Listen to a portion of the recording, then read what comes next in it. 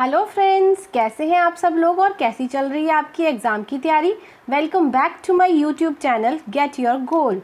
Friends, जैसा कि हम सभी जानते हैं बहुत ही क्रूशियल पीरियड चल रहा है कोविड का, तो हमें घर पर ही रहकर सुरक्षित रहना है, बट एग्ज़ाम की तैयारी रुकनी नहीं चाहिए। चलिए फ्रेंड्स, आज मैं फिर से बहुत ही इंपॉर्टेंट टॉपिक लेके आई हूँ, जो कि है जीन प्याजे।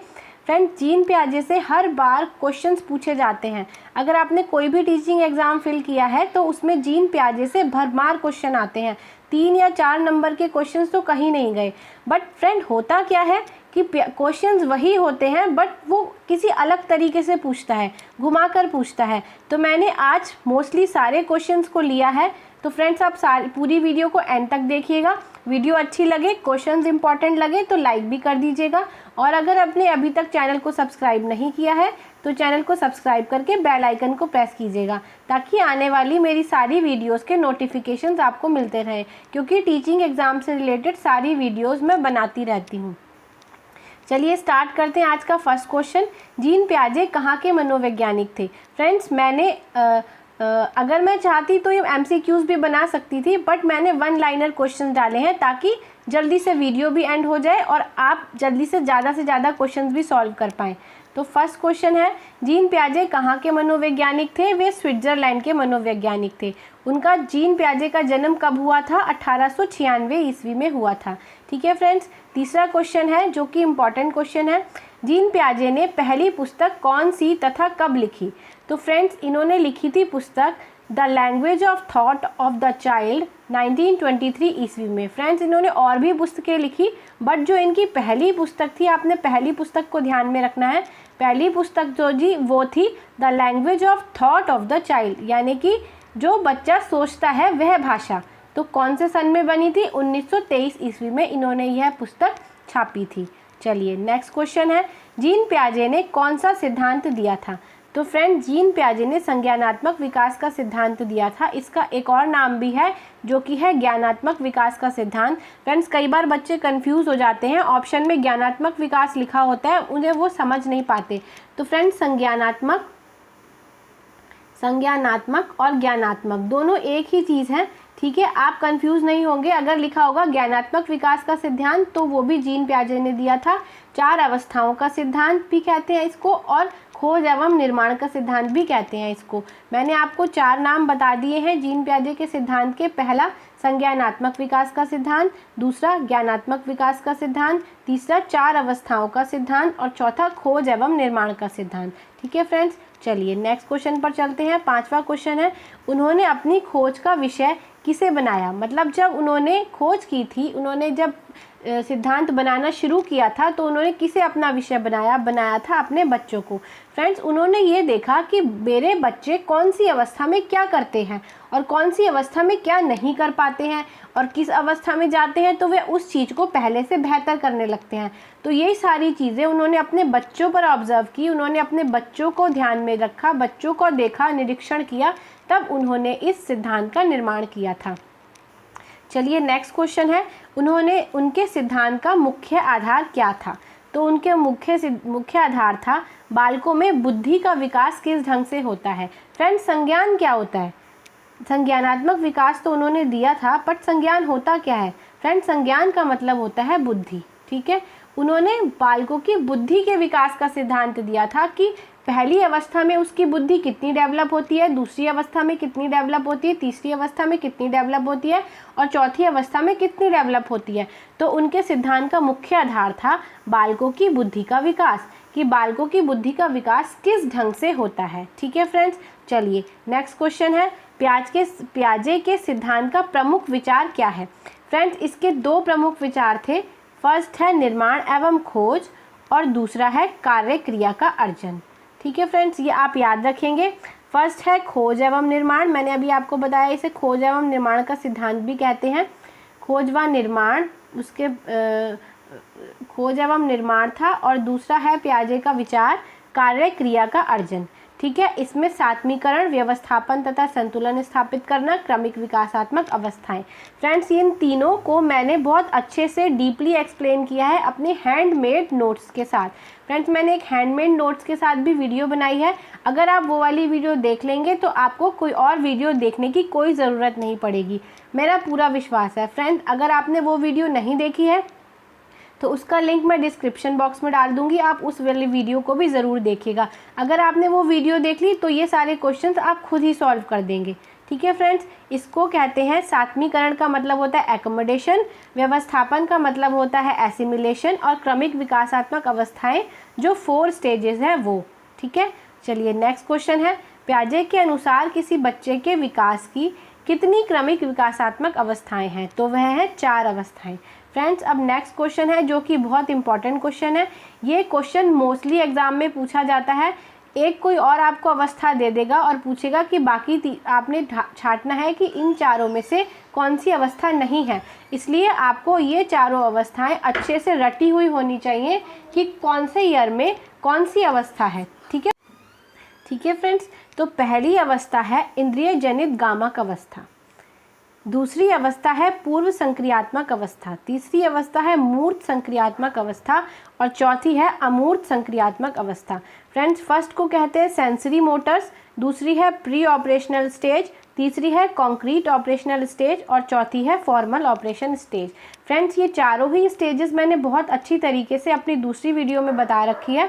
अगर आपने वो वीडियो नहीं देखी तो आप वो वाली वीडियो को ज़रूर देखिएगा, उसमें मैंने इन सारी चारों स्टेजेस को बहुत अच्छे से एक्सप्लेन किया हुआ है। चलिए नेक्स्ट क्वेश्चन है 10वां, आत्मसात्करण, समायोजन और स्कीमा का प्रयोग किस मनोवैज्ञानिक ने किया था?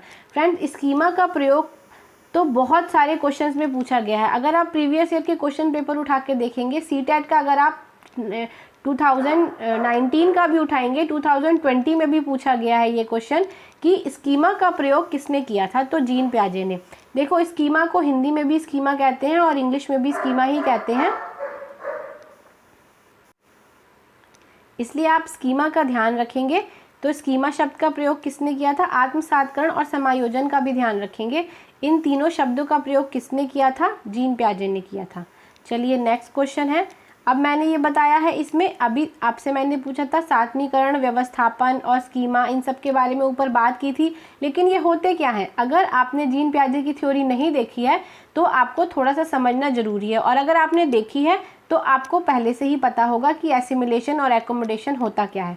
चलिए थोड़ा सा समझ लेते हैं कि एसिमिलेशन क्या होता है। फ्रेंड्स, एसिमिलेशन होता है बालक में उपस्थित एक विचार में किसी नए विचार या वस्तु का समावेश हो जाना। देखिए फ्रेंड्स, इसका मैं आपको छोटा सा एग्जांपल देती हूँ।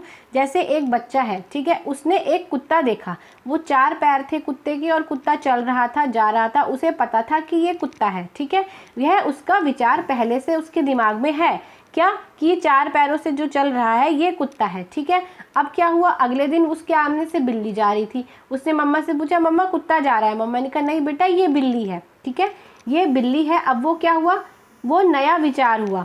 ठीक है, तो पुराने विचार में जो नया विचार समावेशित हो गया, पुराने विचार में नया विचार जुड़ गया, उसी को हम एसिमिलेशन कहते हैं। ठीक है फ्रेंड्स, क्या कहते हैं? एसिमिलेशन कहते हैं। एक बार फिर से पढ़ते हैं, आपको अच्छे से समझ आ जाएगा।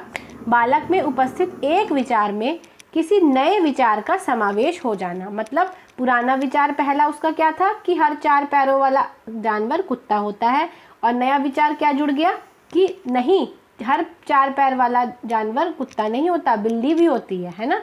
चलिए अब आते हैं हम नेक्स्ट क्वेश्चन पर। नेक्स्ट क्वेश्चन है एकोमोडेशन। एकोमोडेशन क्या होता है फ्रेंड्स? देखिए, आप एकोमोडेशन से आप ये याद रखेंगे एडजस्टमेंट। ठीक है, एडजस्टमेंट, मॉडिफाई इन स्कीमा। जब जो हमें पहले से नॉलेज थी उसमें हमने जो हमारी नई नॉलेज मिली उसको एडजस्ट कर लिया। देखिए, नई वस्तु या विचार के साथ समायोजन करना। नया वस्तु या नया विचार क्या था कि हर 4 पैर वाला कुत्ता नहीं होता, हर 4 पैर वाला जानवर कुछ और भी हो सकता है, बिल्ली भी हो सकती है, बकरी भी हो सकती है, भेड़ भी हो सकती है। तो वो क्या था, नया विचार और नया वस्तु। फिर हमने क्या किया, उसका हमने समायोजन किया और अपने विचारों और क्रियाओं को नए विचारों और वस्तुओं में फिट करना, हमने उसको फिट किया। हम कितना अच्छा फिट करते हैं, ये ही एकोमोडेशन है। ठीक है फ्रेंड्स, अब जैसे मान लीजिए अब वो बच्चा गया, सपोज गया वो आप एक गार्डन में गया, वहाँ पर कुत्ता भी था, बिल्ली भी थी, भेड़ भी थी। ठीक है, अब उसे क्या पता था, वो अपने जो पुराने विचार उसके दिमाग में थे कि हर 4 पैर वाला जानवर कुत्ता होता है, फिर उसका विचार चेंज हो गया। क्या विचार हो गया कि हर 4 पैर वाला जानवर कुत्ता नहीं होता, बिल्ली भी हो सकती है। लेकिन अब क्या हुआ, अब उसने सामने भेड़ देखी, तो क्या उसे वो भेड़ बोलेगा, क्या वो बिल्ली बोलेगा, क्या वो कुत्ता बोलेगा? नहीं बोलेगा। अब उसे पता चल गया कि हर 4 पैर वाला जानवर कुत्ता नहीं होता, कुछ और भी हो सकता है। तो ये उसने अपने विचारों में जो फिट कर लिया, उसको ही हम एकोमोडेशन कहते हैं। ठीक है फ्रेंड्स, वीडियो अच्छी लग रही हो तो लाइक कर दीजिए, बाद में आप भूल जाएंगे। चलिए नेक्स्ट क्वेश्चन है, बच्चा इंद्रियों द्वारा किस अवस्था में सीखता है? तो जो पहली अवस्था है इंद्रिय गामक अवस्था, नाम से ही पता चल रहा है इंद्रिय गामक अवस्था, ये फर्स्ट स्टेज है जो 0 to 2 ईयर्स होती है। फ्रेंड्स इस समय में 0 to 2 साल में बच्चा अपने सेंसेस के द्वारा सीखता है, जैसे आंखों से देखता है, नाक से सूंघता है, ये सब चीज़ों के द्वारा ही वो सीखता है, क्योंकि वो अच्छे से बोल नहीं पाता। तो आप अगर क्वेश्चन में आता है कि ऐसी कौन सी अवस्था है जिसमें बच्चा सेंसेस के थ्रू सीखता है, सेंस ऑर्गन आपने सुने होंगे, सेंसेस के थ्रू सीखता है, तो वो क्या होता है, इंद्रिय गामक अवस्था होती है। ठीक है फ्रेंड्स, चलिए नेक्स्ट क्वेश्चन पे चलते हैं। नेक्स्ट क्वेश्चन है, बच्चा प्रतिवर्ती क्रियाएं किस अवस्था में करता है? देखिए, अगर आपको प्रतिवर्ती क्रियाएं ही नहीं पता होगा तो आप अवस्था कैसे पहचानेंगे? प्रतिवर्ती क्रियाएं फ्रेंड्स वो होती हैं, इनको रिफ्लेक्सिव एक्शन कहते हैं, मतलब जो अपने आप ही हो जाती हैं, जैसे लार टपकना, ठीक है, थूक निकलना, अंगूठा चूसना, ये सब कब होता है? इंद्रिय गामक अवस्था में, 0 to 2 ईयर्स की अवस्था में, है ना। अब लार टपकना, थूक निकलना, अंगूठा चूसना 2 साल से बड़ा बच्चा तो नहीं करेगा। अगर कोई बच्चा अंगूठा चूस रहा है तो वो एक्सेप्शनल केस है, बट 0 से 2 ईयर्स की उम्र में ही ये सारी प्रतिवर्ती क्रियाएं होती हैं। अब आपको ये याद रखना है कि प्रतिवर्ती क्रियाएं कौन सी अवस्था में होती हैं? इंद्रिय गामक अवस्था में। चलिए नेक्स्ट क्वेश्चन है, तर्क, विभेदीकरण, अनुक्रमणीयता, वर्गीकरण की कमी किस अवस्था में पाई जाती है? फ्रेंड्स ये सारे ही पॉइंट्स मैंने आपको बहुत अच्छे से एक्सप्लेन किए हैं अपनी दूसरी वीडियो में, आप वो वाली वीडियो ज़रूर देखिएगा, उससे आपको ये सब चीज़ें क्लियर हो जाएंगी। तो ये कौन सी अवस्था में पाई जाती है? सेकंड स्टेज में, जो कि है पूर्व संक्रियात्मक अवस्था। ठीक है, चलिए कमी पाई जाती है, आप इस चीज़ का ध्यान रखेंगे, कमी।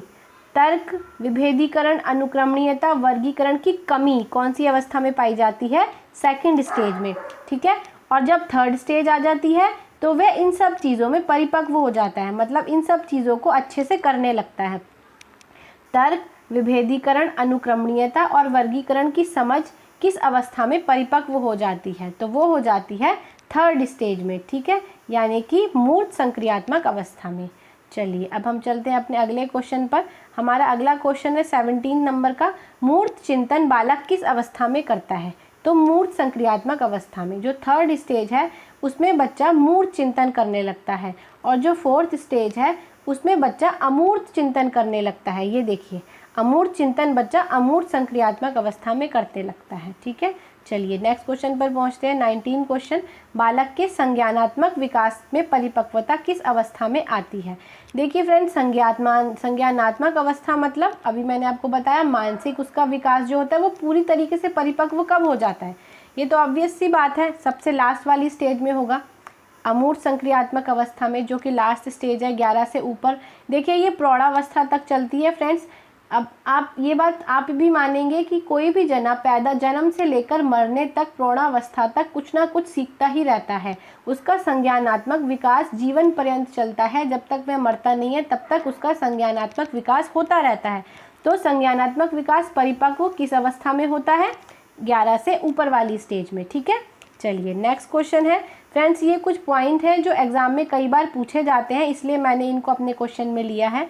जीन पियाजे ने बालक को नन्हा वैज्ञानिक कहा था। ठीक है, नन्हा वैज्ञानिक आप याद रख सकते हैं, आप लिटिल साइंटिस्ट याद रख सकते हैं, लिटिल साइंटिस्ट उन्होंने कहा था, और उन्हें बाल आविष्कारक भी कहा था। ठीक है, बाल आविष्कारक।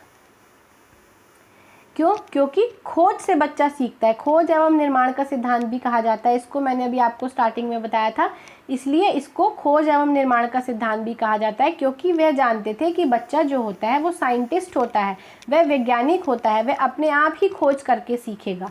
चलिए नेक्स्ट क्वेश्चन और आज का लास्ट क्वेश्चन है, जीन पियाजे के अनुसार बालकों को सिखाने की सर्वोत्तम विधि कौन सी है? तो वह है करके सीखना। मतलब हमें बच्चे को रटाना नहीं है, हमें बच्चे को किताबी ज्ञान नहीं देना, हमने कुछ और नहीं किसी तरीके से सिखाना, बस बच्चे को करके सीखने का मौका देना है। उसके सामने ऐसे एटमॉस्फेयर देने हैं, उसे ऐसी परिस्थितियां देनी है कि वह खुद ही करके सीखे, वो खुद ही अपने काम को करके सीखे। ठीक है फ्रेंड्स, आई होप वीडियो आपको अच्छी लगी होगी। वीडियो अच्छी लगी हो तो लाइक शेयर कर दीजिएगा, और अगर अभी तक आपने चैनल को सब्सक्राइब नहीं किया है तो चैनल को सब्सक्राइब करके बेल आइकन को ज़रूर प्रेस कीजिएगा। Thanks for watching my video and best wishes for your exam. Bye bye.